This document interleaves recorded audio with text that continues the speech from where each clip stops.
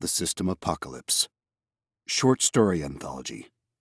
Volume 1, Intermission&One. Written by Tao Wang. Narrated by Neil Helligers. "Why are we doing this?" Amelia Olmsted, the hefty ex-RCMP officer, now turned settlement investigator, grumped as she stared at the virtual pile of data.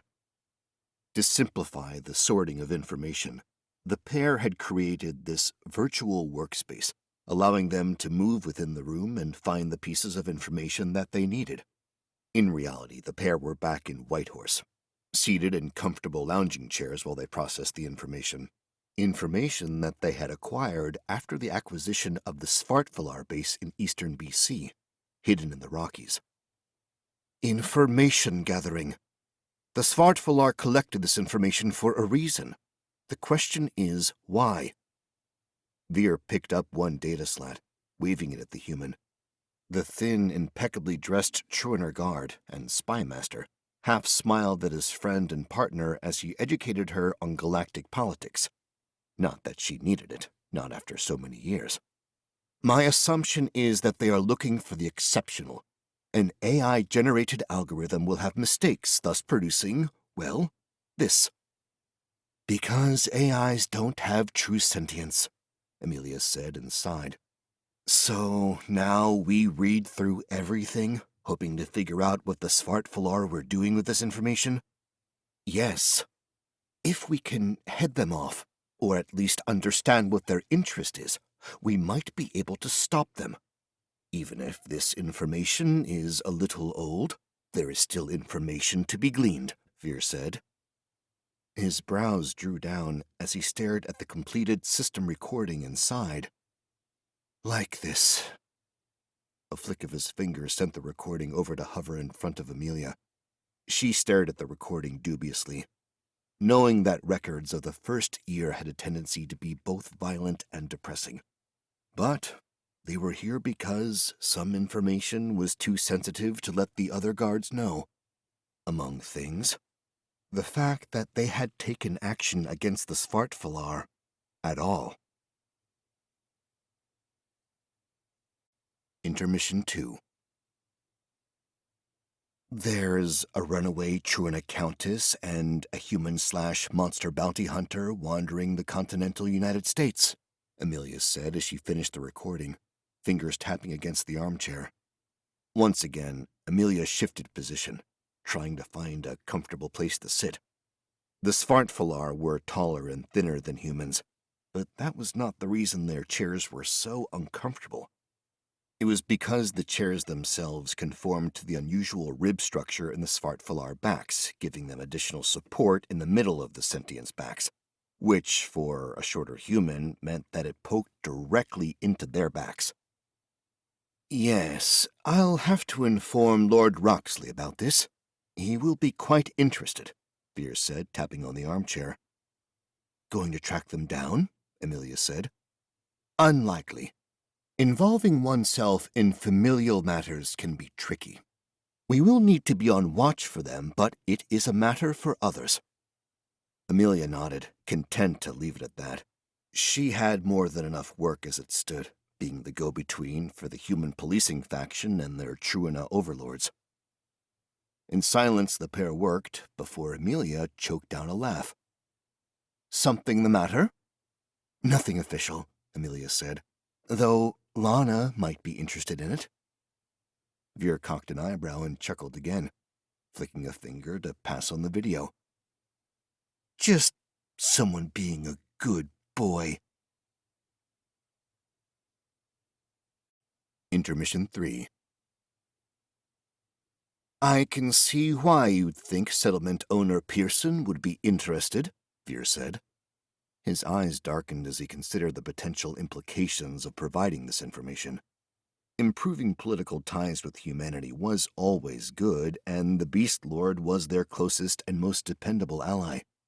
Best of all, she was much more stable, and had no romantic ties to his liege, making interactions with her easier to anticipate, on both sides. Still, was there a way they could use this information in the next negotiation? Maybe throw her off guard? The Beast Lord did have an inordinate fondness for animals, not just her own pets. "You have your plotting face on," Amelia said, waving a finger at Vir. "I do not have a plotting face. If I did, I would never have passed my third-year examination," Vir said. "That is all you, guard captain." "Sense truth and sense motive do make a great skill combination," Amelia said. "But all these changes, all these reports, what makes all of you galactics so damn interested in our little blue ball?" Vir tilted his head to the side, considering his partner.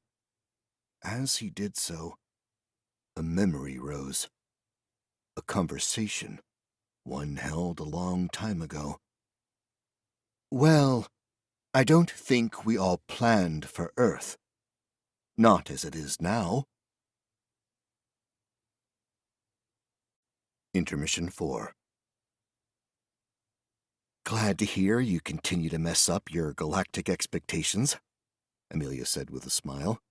"But any ideas of what they're looking for, other than the exceptional?" "Individuals, humans, of concern. Galactics as well, especially those who have been hampered in their progression before their arrival. I have already found the notices about myself and my lord," Vir said. "But as well, any major galactic incursions or takeovers." "And what would you do with this information?" "It depends on the importance of that information, no?" When Amelia continued to stare at him, Vir sighed. "At the base level, we track and watch for such individuals. The bounty hunter might be of use in our own operations. His companion might be of interest if she continues to be around, at least on a political level. Others, like that creature, are of no more than a passing interest. On a galactic basis, it is not worth speaking of." "Interesting. And if you'd found a human settlement who'd found a place with a galactic, who'd changed species?" Amelia said. "Like Tim and Carcross?" Vir said. "It would depend." "Then tell me about this one." Amelia flicked a new video over. Intermission 5. "Interesting.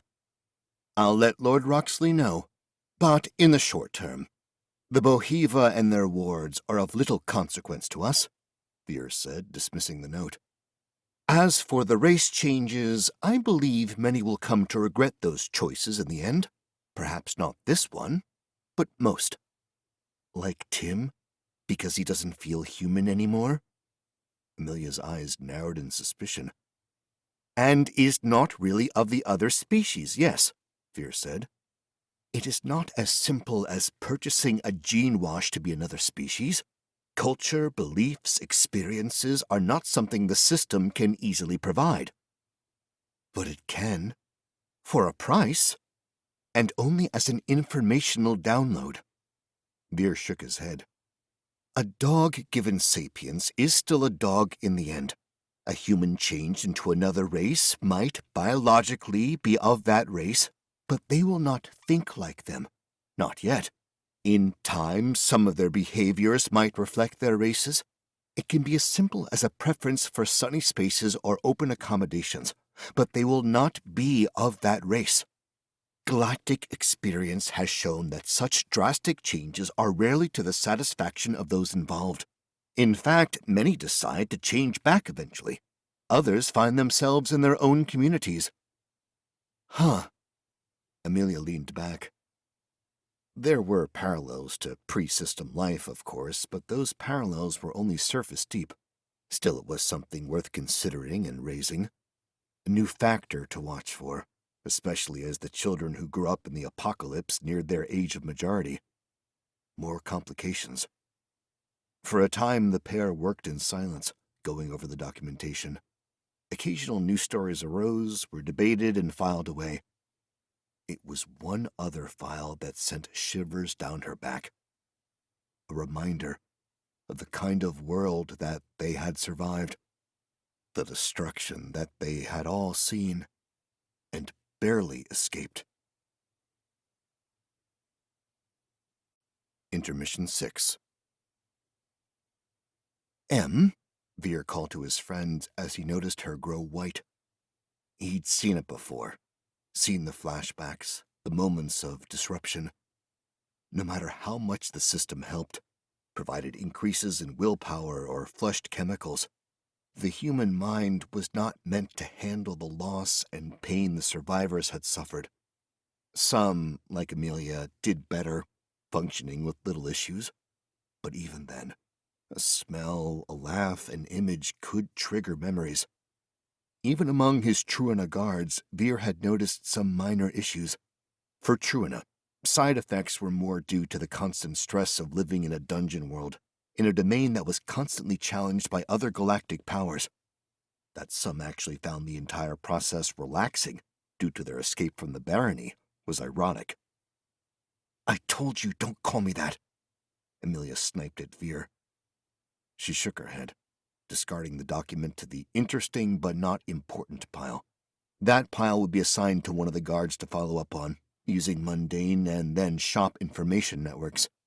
Any person with a unique class or were cheaters like John needed a careful watch. And while not everyone in the world was as blatant about their presence as the champions, they were all still powers. Powers that could be used when the next crisis happened. Of course. M. The virtual world meant that when she threw the data slate at 𝗧𝒏𝒆's head, the slate just disappeared before hitting him. Together, in companionable silence, they worked. Until 𝗧𝒏𝒆 shot up in his chair, his jaw dropping, and then promptly disappeared. "What the hell?" Amelia said, staring at the spot where her partner had been. A flick of her hands brought up the last document 𝗧𝒏𝒆 had viewed. One last conversation. 7 advanced classers we didn't know of, 1 crippled master classer, and 4 interesting basic classes. 𝗏𝒏𝒏, the elected leader of Earth, stared at the summary provided to him. He had no time to read the full details of the reports, not yet, not until his people had worked up more information of the groups, among other things, if they were still alive or still on Earth. "That's about it. Those are the ones we should look out for," Amelia confirmed. "I'm glad our tip went to good use." Rob tapped the data slate. "But you didn't need to talk to me for that. My people would have handled it. So what do you want?" "A bit blunt, aren't we?" Amelia said. "Peter was the diplomat. I was just a politician. And my promotion was a political compromise." Rob shook his head. "There are better people for the job." "Well, we were lucky you survived anyway," Amelia said. "Enough about the past. I wanted to know why you're collecting all these people, where so many of our people have been going." "Going?" Rob said, his face carefully neutral. "Yes, going. They're not on Earth. And I note a lot of those who have disappeared are friends of Ingrid's. So?" "It's classified." "Even to allies?" Rob nodded. "Let's just say that we need them to help an old friend." Amelia paused, staring at Rob, and then she rolled her eyes as realization struck her. "Again?" "Just a continuance." Rob shook his head. "I've said more than I should. And don't pass this on. Not to your employer." "I'm sure he knows already," Amelia smirked. "They still talk, much to my partner's chagrin." "I bet," Rob said, chuckling. He sobered up as a light chime notified him of another call. "Anything else?" In answer, Amelia canceled the call, her holographic form disappearing, leaving Rob alone in his office. He sighed, looking at the call notification, and could not help but wince. Really, sometimes he missed John. As brash, unthinking, and violent as he was, the master classer had a way of managing the fist that he lacked. They just did not respect a non-combat classer in the same way. Then again, he wouldn't exactly want to be in John's place right now. At least he was safe. The end.